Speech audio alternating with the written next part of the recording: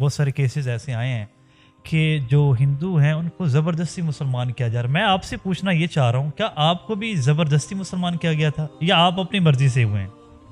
جس وقت میں مسلمان ہوا میٹرک میں پڑھتا تھا، تقریباً میری 16 سال عمر تھی. تو الحمدللہ اپنے شوق اور جذبے سے مسلمان ہوا، اسلام قبول کیا. والد صاحب تو ابھی بھی یہی کہتے ہیں کہ دوبارہ واپس آ جاؤ، ملتے نہیں، مجھے دیکھ کے راستہ بدل جاتے ہیں، غصے ہوتے ہیں کہ تو نے اپنے والد کی مرضی کے بغیر یہ کام کیا ہے. تو میں ان کو سمجھاتا ہوں کہ والد سے بڑی تو اللہ کی ذات ہے جس نے ہمیں پیدا کیا ہے، تو اس کو راضی کرنا چاہیے. والد صاحب نے سمجھایا، بھائیوں نے سمجھایا، رشتہ داروں نے کہ تم نے غلط کیا، تم اپنے دوبارہ مذہب میں واپس آ جاؤ. میں نے کہا اب تو مشکل ہے، یہ میں تو دوبارہ ہندو نہیں ہو سکتا. میں نے اسلام مجھے اچھا لگا، میں مسلمان ہو گیا. ناظرین، آج میرے ساتھ جو شخصیت موجود ہیں یہ آج سے کچھ عرصہ پہلے ہندو تھے اور ان کا نام تیرس پرکاش تھا، لیکن آج اللہ تعالیٰ نے ان کو ایمان کی نعمت سے نوازا اور آج ان کا نام محمد عبداللہ. ان کی کہانی ہم انہی کی زبانی جانتے ہیں کہ یہ تیرس پرکاش سے محمد عبداللہ کیسے بنے.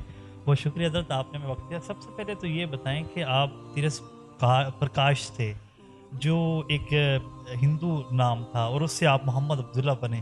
یہ ساری کہانی آپ اپنی زبانی بتائیں کہ کیسے یہ سب کچھ ہوا. بسم اللہ الرحمن الرحیم. تو الحمدللہ اللہ کا شکر احسان ہے کہ اللہ نے اسلام جیسی نعمت سے نوازا.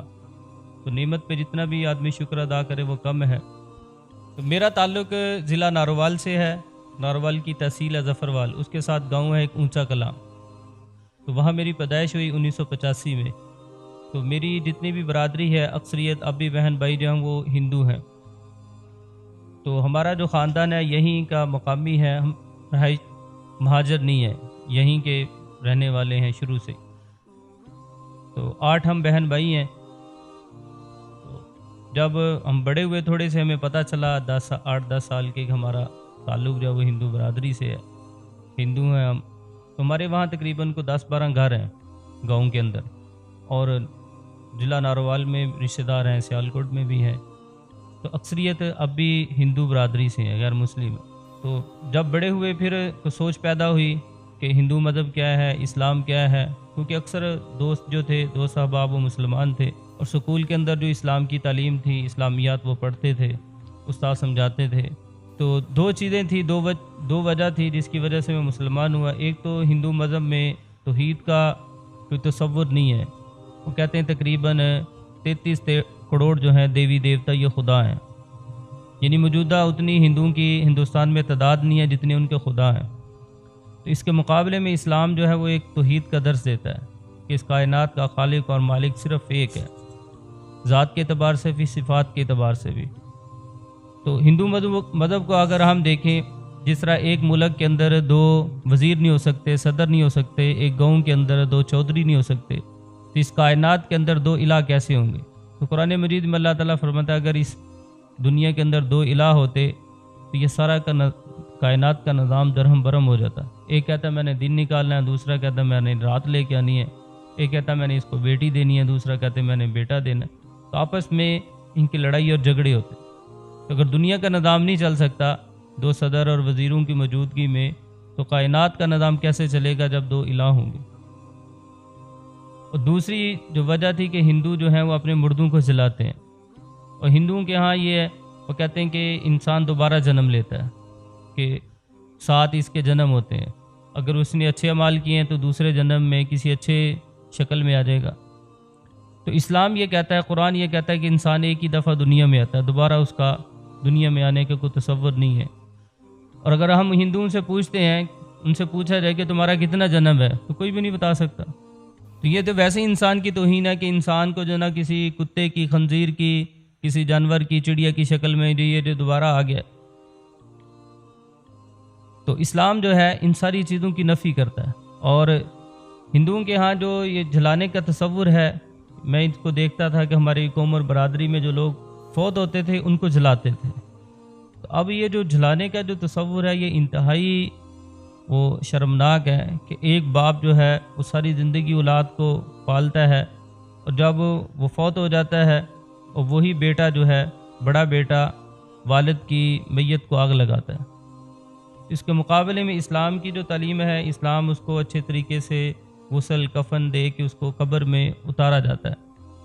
اور جب کبھی آدمی کو اپنے باپ کی والدین کی یاد آتی ہے اس کی قبر پہ بھی جاتا ہے۔ پھر دنیا آخرت میں بھی آخرت کا جو تصور دیتا ہے اسلام کہ آخرت میں والدین سے جو مسلمان ہیں ان سے تمہاری ملاقات ہوگی، ہندو مذہب میں اس طرح کا کوئی تصور نہیں ہے۔ اسلام کی کس چیز نے آپ کو سب سے زیادہ انسپائر کیا، جس کو آپ نے دیکھا اور اس نے آپ کو بہت زیادہ متاثر کیا، آپ نے کہا نہیں یار اب اس میں وہ جوائن کر لینا چاہیے، وہ کیا چیزیں تھیں؟ تو سب سے بنیادی چیز جو ہے وہ توحید ہے، کہ جس سے میں متاثر ہوا۔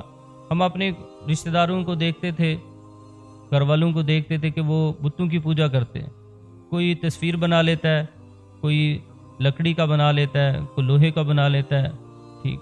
اب یہاں تک کہ مختلف علاقوں میں، ہندوستان میں، نیپال میں، وہ سونے اور چاندی کے بت بھی بناتے ہیں لوگ، پھر اس کو کیا کرتے ہیں، اس کو تالا لگاتے ہیں کہ نعوذ باللہ تو خدا کو کوئی چرا کے نہ لے جائے، اس کی حفاظت کی جاتی ہے، اس کے لیے چوکیدار رکھے جاتے ہیں، باڈی گارڈ رکھے جاتے ہیں کہ اس کو کوئی چرا کے نہ لے جائے۔ تو یہ جو شرک کا جو معاملہ ہے ہندو مذہب میں، کہ کوئی آگ کی پوجا کر رہا ہے، کوئی سورج کی پوجا کر رہا ہے، کوئی کسی کی پوجا کر رہا ہے، یہ بہت عجیب سا لگتا ہے کہ جب اس کائنات کا بنانے والا ایک ہے تو اس ایک کی پوجا کرنی چاہیے۔ آپ کے گھر والے آج بھی ہندو ہیں یا وہ بھی مسلمان ہیں آپ کے ساتھ؟ میری تقریباً ساری فیملی ابھی بھی ہندو ہے، ان میں سے کوئی بھی مسلمان نہیں ہوا۔ جب آپ مسلمان ہوئے اور آپ کے پیرنٹس ابھی بھی ہندو ہیں تو ان کا آپ کے ساتھ کیا رویہ تھا؟ انہوں نے آپ کو کیا گھر سے نکال دیا یا آپ کے اپنے پاس ہی رکھ؟ جب ان کو پتہ چلا مسلمان ہونے کا کہ یہ مسلمان ہو گیا ہے، تو والدین نے، والد صاحب نے سمجھایا، بھائیوں نے سمجھایا، رشتہ داروں نے کہ تم نے غلط کیا، تم اپنی دوبارہ مذہب میں واپس آ جاؤ۔ میں نے کہا اب تو مشکل ہے، یہ میں تو دوبارہ ہندو نہیں ہو سکتا، میں نے اسلام مجھے اچھا لگا، میں مسلمان ہو گیا۔ آج بھی وہ کیا کہتے ہیں، یہی کہتے ہیں یا ان کا آج بھی پوائنٹ آف ویو کوئی چینج آیا اس میں؟ والد صاحب تو ابھی بھی یہی کہتے ہیں کہ دوبارہ واپس آ جاؤ، ملتے نہیں، مجھے دیکھ کے راستہ بدل جاتے ہیں، غصے ہوتے ہیں کہ تو نے اپنے والد کی مرضی کے بغیر یہ کام کیا ہے۔ تو میں ان کو سمجھاتا ہوں کہ والد سے بڑی تو اللہ کی ذات ہے جس نے ہمیں پیدا کیا ہے، تو اس کو راضی کرنا چاہیے۔ اچھا، عام طور پہ یہ کہا جاتا ہے کہ یہ بہت سارے کیسز ایسے آئے ہیں کہ جو ہندو ہیں ان کو زبردستی مسلمان کیا جا رہا ہے۔ میں آپ سے پوچھنا یہ چاہ رہا ہوں، کیا آپ کو بھی زبردستی مسلمان کیا گیا تھا یا آپ اپنی مرضی سے ہوئے ہیں؟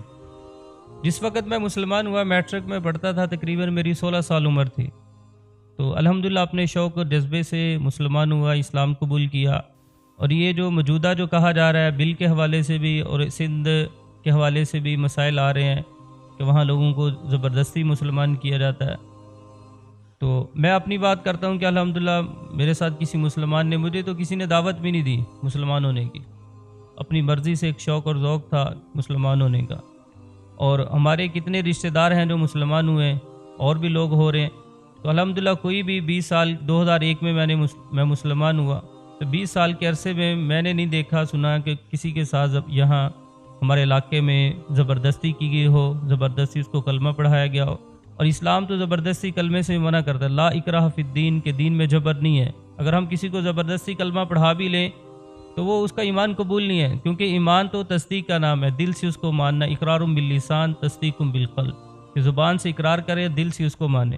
اگر ہم نے کسی کو زبردستی پڑھا بھی دیا تو اسلام کہتا ہے کہ نہیں، اس طرح کا اسلام ہمیں نہیں چاہیے۔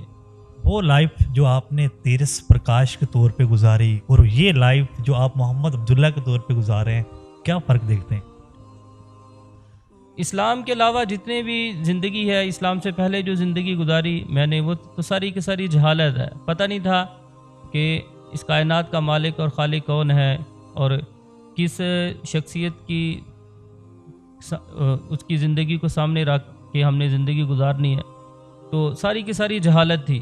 تو جب مسلمان ہوئے، اسلام کو پڑھا، اسلامی تعلیمات کو پڑھا، قرآن کو پڑھا، احادیث کو، سنت زندگی کو پڑھا، تو پھر پتہ چلا کہ اسلام جو ہے یہ دنیا کی سب سے بڑی سچائی ہے۔